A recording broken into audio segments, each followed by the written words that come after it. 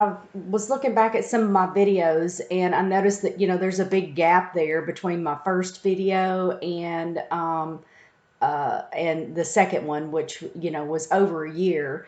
And I just wanted to kind of fill you in on what happened during that year. I did a lot of journaling. I have two journals here, so I mean, it didn't just magically happen like, hey, all of a sudden, you're here and then you're there. So I kind of wanted to start reading some stuff out of my journal to kind of fill you in and let you know kind of what a tough time that I had.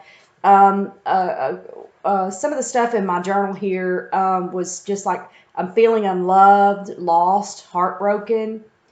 Um, why do I not put myself first? I always think everyone is more important than me.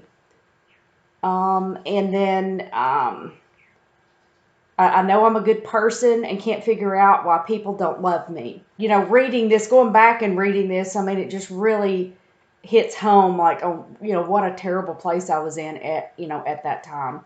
But it's also makes me feel good because I've come a long way and I still do my journaling now.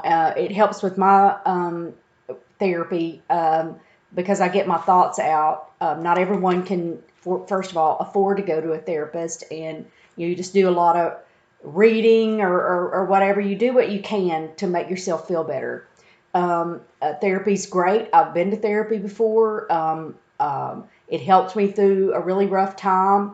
But there again, there's usually, if you have, it's been my experience that people that really need it, the therapy, they usually don't have the stinking money to go, or they don't have insurance, or there's a reason why that they're having, these issues. It's like they don't have the resources or whatever to get that kind of help. So I just want to, people that are struggling, financially or whatever, maybe they live in a town, the town that I'm from is a small town, and, you didn't have those kind of resources. I mean, they weren't available. Nobody was, I mean, you have to go out of town to, get a root canal or something. So it's not like there's a therapist on every corner. And plus you don't, it's in a small town, people talk, and it's supposed to be like HIPAA, and you're not supposed to be telling people's business, but it's a small town. Of course, they know your business. So I think that kind of keeps you from it would me keep me from going because I didn't want people to know that I was struggling.